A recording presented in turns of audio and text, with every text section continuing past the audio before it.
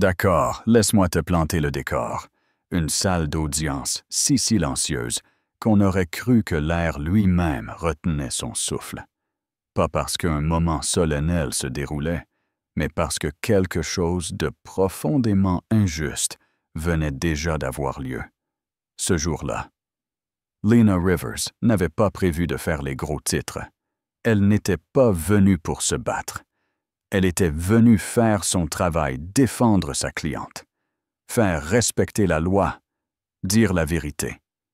Mais en repartant, ses paroles allaient allumer un feu, secouer les tribunaux à travers tout le pays et forcer un système entier à se regarder en face. Et tout a commencé par une remarque condescendante, lancée en passant, par un homme en robe noire, convaincu qu'il avait toujours le contrôle de la pièce. Revenons un peu en arrière. Ce matin-là, Lena s'était tenue devant son miroir, touchant doucement ses boucles épaisses et rebondies qu'elle avait refusé de lisser. Pas aujourd'hui. Plus jamais, elle les avait attachées. Pas pour les cacher, mais pour encadrer son visage.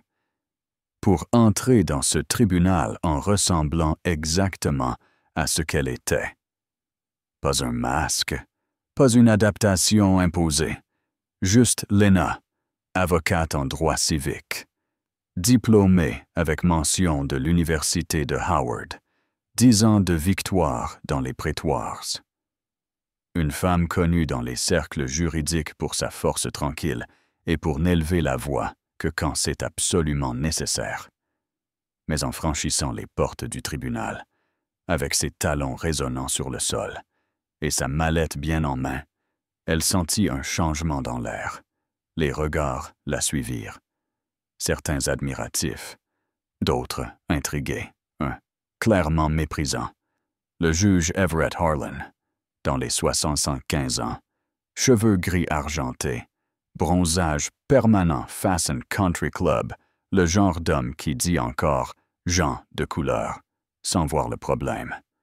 Il leva les yeux de son bureau, plissa les paupières et dit ni à voix basse, ni discrètement, mais bien fort, pour que toute la salle entende « Eh bien, Mademoiselle Rivers, quelle chevelure pour un tribunal! J'espère que cela ne vous déconcentrera pas pendant vos arguments. » La salle s'est figée. L'avocate adverse a esquissé un sourire. Quelques jurés ont baissé les yeux. La cliente de Lena, une jeune enseignante dans la trentaine, s'est crispée, comme frappée au ventre. Et Lena, elle a inspiré, juste une fois, puis elle ne s'est pas tournée vers le juge, mais vers la greffière. « Veuillez inscrire au procès-verbal les propos du juge sur mes cheveux, » dit-elle d'une voix calme, limpide comme de l'eau. Mot pour mot.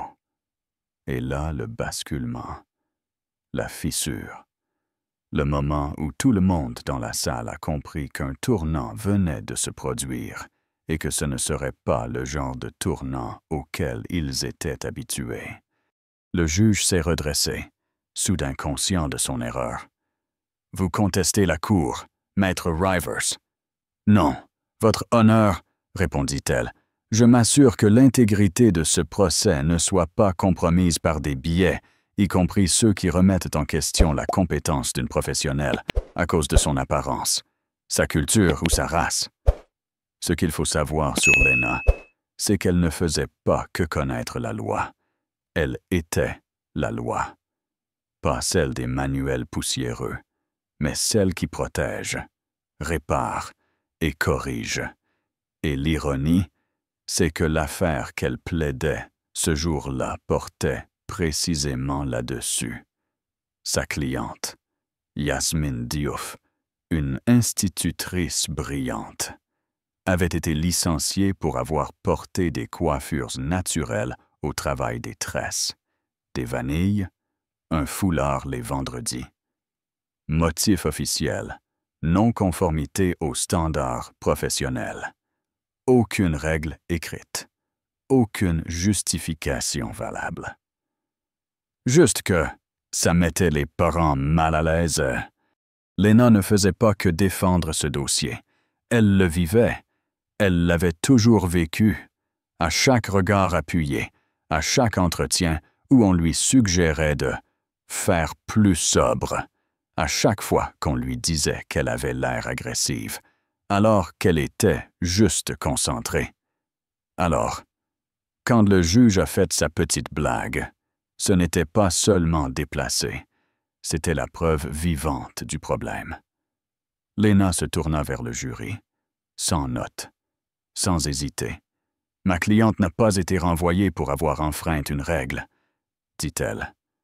Mais pour s'être présentée telle qu'elle était, avec les cheveux qu'elle a reçus à la naissance, les mêmes cheveux que ses ancêtres devaient en cacher, les mêmes cheveux qui, aujourd'hui encore, sont jugés comme trop visibles, trop sauvages, trop inconfortables, dans des lieux qui prétendent être professionnels.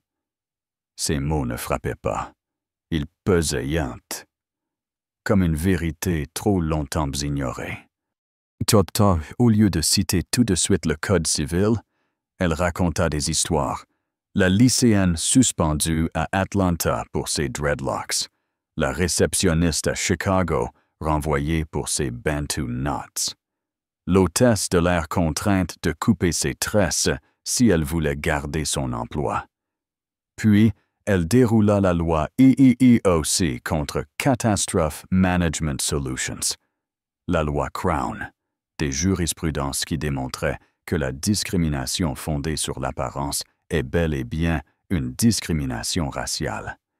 Et puis cette phrase, celle qui allait faire le tour des réseaux, « Votre verdict ne dira pas seulement si ma cliente retrouvera son poste, il dira à chaque enfant noir qui regarde ce procès s'il a le droit d'être lui-même, ou s'il devra se rapetisser pour rassurer les autres. » Personne n'a bougé.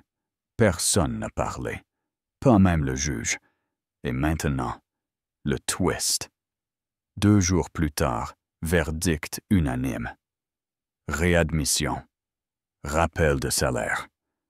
Et 80 000 $ de dommages émotionnels. Mais ce n'était pas le twist. Le twist, c'est que juste avant de partir, ce juge l'a appelé doucement. « Maître Rivers, » dit-il, la voix plus douce, « je vous dois des excuses. Votre professionnalisme, votre plaidoirie parlent d'eux-mêmes. » Lena n'a pas souri.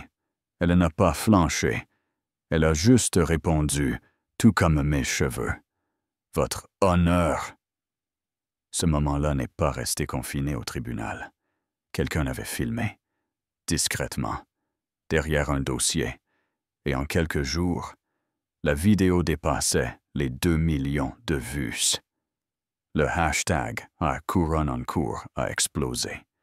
Des milliers de femmes ont posté des photos de leur coiffure naturelle. Des récits, des blessures, de la fierté. Même des alliés blancs ont avoué leurs aveuglements passés. Des conseils scolaires ont tenu des réunions d'urgence. Un district en Pennsylvanie a supprimé entièrement son code vestimentaire. Un autre en Oregon l'a réécrit, avec la participation de Yasmine Diouf, la même femme qu'ils avaient congédiée, désormais membre du comité de réforme. Ce qui avait commencé comme une remarque condescendante est devenu une rectification culturelle, un signal, un écho, et Lena passe d'interview. Pas de livre, pas de célébrité, juste la suivante. Prochaine affaire, prochaine injustice à combattre. Parce que pour elle, ce n'était pas une tendance, c'était une mission. Empêcher qu'une femme noire doive se lisser, au sens propre comme au figuré, pour être entendue, et peut-être, juste peut-être, c'est un rappel pour tous ceux qui détiennent le pouvoir. Faites attention à vos mots, parce que la femme en face de vous pourrait bien être la justice que vous ne voyez pas venir. Et maintenant, à vous. Selon vous, ce juge était-il juste dépassé? Où était du racisme pur et simple? Où est la limite entre professionnalisme et oppression silencieuse? Et quand le pouvoir humilie, le silence est-il vraiment neutre?